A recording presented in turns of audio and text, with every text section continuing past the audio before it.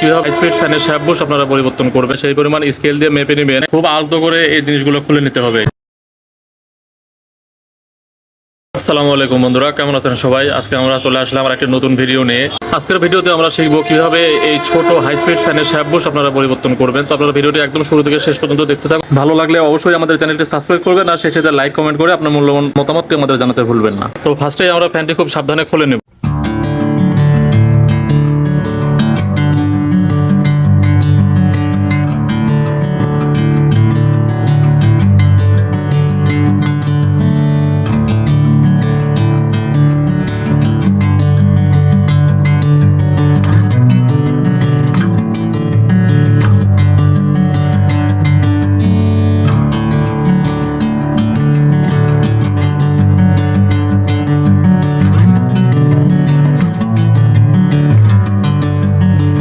তো বন্ধুরা দেখতেই পাচ্ছেন যে আমাদের শ্যাপটি একদম নষ্ট হয়ে গেছে, তাই আমরা প্রথমেই শ্যাপটি খুলে নিব।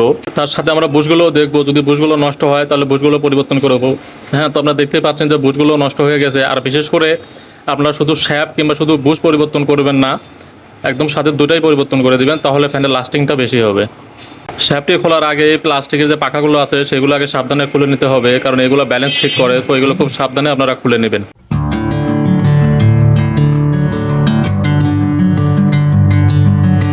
শ্যাপটি খোলার আগে সামনের দিকে আপনার শ্যাপ কতটুকু লম্বা আছে সেই পরিমাণ স্কেল দিয়ে মেপে নেবেন, মেপে নিয়ে তারপরে খুলবেন। তো বন্ধুরা, ভিডিওটি ভালো লাগলে অবশ্যই আমাদের চ্যানেলটি সাবস্ক্রাইব করবেন আর সেই সাথে লাইক কমেন্ট করে আপনার মূল্যবান মতামতটি অবশ্যই আমাদের জানাবেন।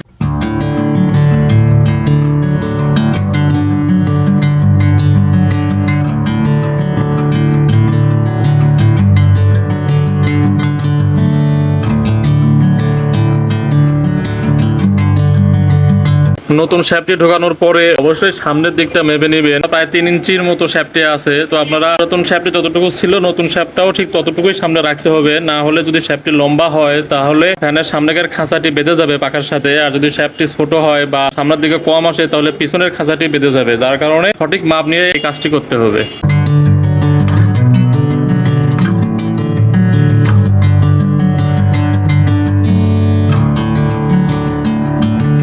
এখন আমরা বুশগুলো খুলবো। তো বুশগুলো খোলার জন্য যে পাগুলো থাকে পাগুলো খুব সাবধানে খুলতে হবে, বেশি তোলা যাবে না, কারণ বেশি তুললে এগুলো খুব আলতো হয়, খুব সহজেই ভেঙে যায়, যার কারণে খুব আলতো করে এই জিনিসগুলো খুলে নিতে হবে।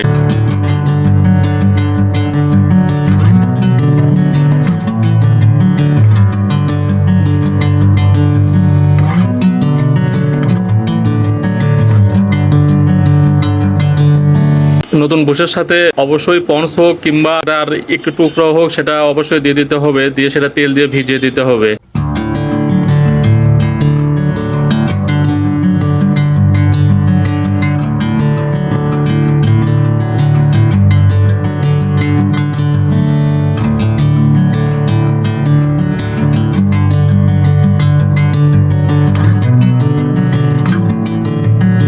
বুশের চারদিকটা সুন্দর করে তেল দিয়ে ভিজে দিতে হবে। আপনারা চাইলে সাবমার্সিবলের তেল ব্যবহার করতে পারেন, আর যদি সেটা না পান তাহলে সেলাই মেশিনে তেল দিলেও হবে, সমস্যা হবে না।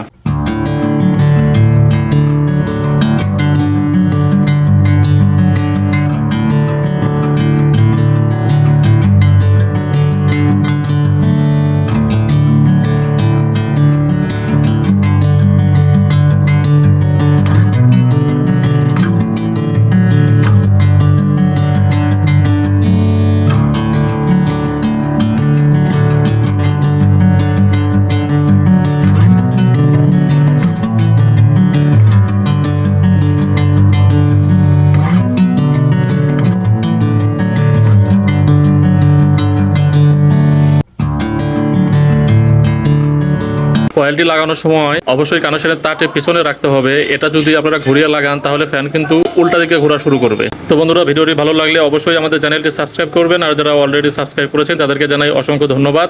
আর বন্ধুরা, ভিডিওটি একদম শুরু থেকে শেষ পর্যন্ত দেখবেন, টেনে দেখবেন না। আর ভিডিও শেষে আপনার অবশ্যই মূল্যবান মতামতটি জানাতে ভুলবেন না।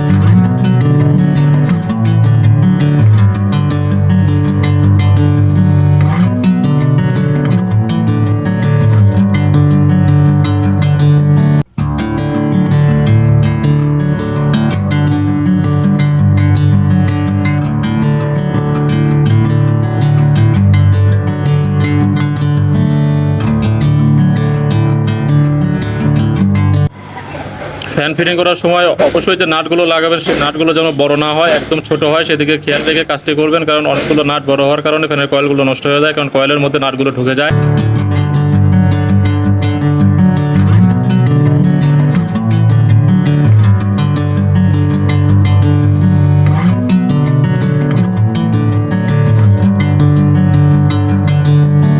Bring me into golden sunlight.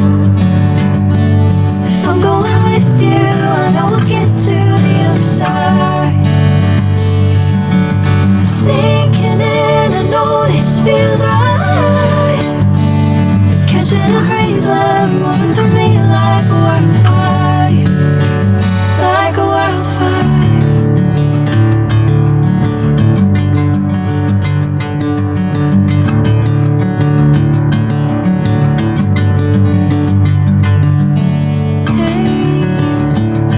Never the same.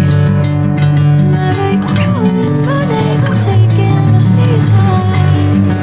তো বন্ধুরা, ভিডিওটি ভালো লাগলে অবশ্যই আমাদের চ্যানেলটি সাবস্ক্রাইব করবেন, আর যারা অলরেডি সাবস্ক্রাইব করেছেন তাদেরকে জানাই অসংখ্য ধন্যবাদ। তো বন্ধুরা, সবাই ভালো থাকবেন, সুস্থ থাকবেন। আসসালামু আলাইকুম।